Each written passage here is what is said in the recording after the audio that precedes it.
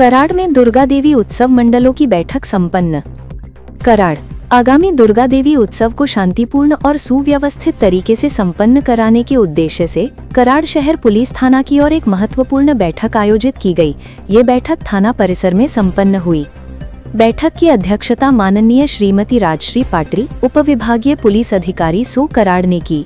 इस अवसर पर उन्होंने कहा कि उत्सव के दौरान नागरिकों और मंडलों का सहयोग अत्यंत महत्वपूर्ण है। कानून व्यवस्था बनाए रखने के साथ साथ ध्वनि प्रदूषण नियंत्रण, वाहतूक व्यवस्था, सुरक्षा उपाय और अनुशासन या बाबत मार्गदर्शन दिया गया। वरिष्ठ पुलिस निरीक्षक आर्य तहसीलदार ने मंडलों को सूचित किया कि सभी उत्सव मंडलों को प्रशासन द्वारा जारी नियमों और दिशा निर्देशों का पालन करना अनिवार्य है। उन्होंने ये भी स्पष्ट किया कि उल्लंघन करने वालों के खिलाफ कठोर कार्रवाई की जाएगी। बैठक में कराड़ शहर के सभी प्रमुख दुर्गा देवी उत्सव मंडलों के पदाधिकारी बड़ी संख्या में उपस्थित थे।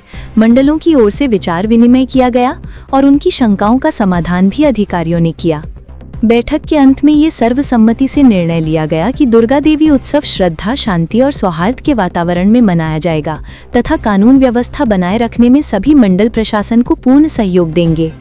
ब्यूरो चीफ विद्या मोरे की खास रिपोर्ट। आज मीटिंग बोलवलेले आहे, याच्यासाठी माननीय SDP madam Jayashree Patil madam आपल्या उपस्थित आहेत, ते पण आपल्याला मार्गदर्शन करतील। हा जो उत्सव हा गणपती मंडळाची एक सर्व मंडळ ही देवीची आराधना करतात आणि नवरात्री साजरी करतात। घेऊन त्यांची मीटिंग कॉल करून तुम्ही त्यांना सूचना देशील, पण आमचं असं म्हणणं आहे की जो कमर्शियल गरबा दांडिया जो भरतोय त्याला तुम्ही परमिशनच देऊ नका। कारण का रात्री बाहेरचा आहे काय आहे त्याला लगेच तिथल्या तिथं तुमच्या ताब्यात दिलं जातील किंवा हाकललं जाईल। परंतु जर ह्या पद्धतीने तुम्ही काही अटी नियम जरी लावून दिल्या तरी ते अटी नियमानुसार ते चालणार नाहीत। त्यांना शेवटी पैसा कमवायचा आहे त्यांना। आणि हा उत्सव आणि शांतता मीटिंग दरवर्षी असते, म्हणजे यात आपलं एक तर्फे खच्चीकरण आहे आपल्या समाजाचं। उलट आपला सण असला झाला पाहिजे की पोलिसांची फक्त गरज भासली नाही पाहिजे। बाकी सांगितलं दांडिया बाबतीत साहेब दुर्दैव आहे, कमर्शियल जर कोणाचा हिंदू समाजाचा जर गैरवापर करणार असेल तर त्याला सकल हिंदू समाज जसं तसं उत्तर दिल्यावर राहणार नाही। बरोबर का? कमर्शियल कोणी व्हायचं नाही। तुम्ही काय असेल देवीचा पुढे गरबा खेळा जास्त बोलणार नाही, पण ह्या गोष्टी ह्या पाळल्याच पाहिजे। त्याने काय आपल्याला रुपयेला काय दोन कार्यकर्ता काही न झाल्याचं आत्ताही प्रशासन नियम अटी घातल्यामुळं कारण आपण म्हणतो बाबा गुन्हा दाखल मी आयुष्यभर तुला शिकवलंय, आता तू काहीतरी एका दिवसासाठी 2 दिवसासाठी काय होणार अशी परिस्थिती मॅडम झाली। आणि हा मंडळ भीती वाटते परत 10 वर्षांनी मंडळ असतील का नाही का, तर ही जर असं नीटवर जर ठरलं तर आपण बाकीच्या गोष्टी ही सण कसं होणार। जिथे आमच्याकडून विनंती करण्यात आली आवाज कमी करण्याबाबत तिथं सर्व मंडळांनी आमची ती गोष्ट ऐकलेली आहे। त्याच्यामुळे मी आपल्या सगळ्यांचे सर्वप्रथम आभार मानते पडलेला आहे। आता आपल्याला दुर्गा उत्सवच्या तयारीसाठी आज आपण ही मीटिंग भरवलेली आहे।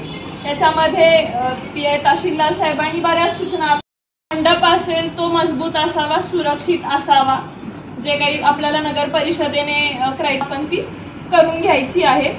वीज जोडणी जी असेल आपल्या मंडळांची ती अधिकृत वीज जोडणी असावी। आपण सर्व मंडळांनी सार्वजनिक मंडळ आहेत त्याच्यामध्ये 137 मंडळांनी सर्वांनी अर्ज करून परवानगी घ्यावी।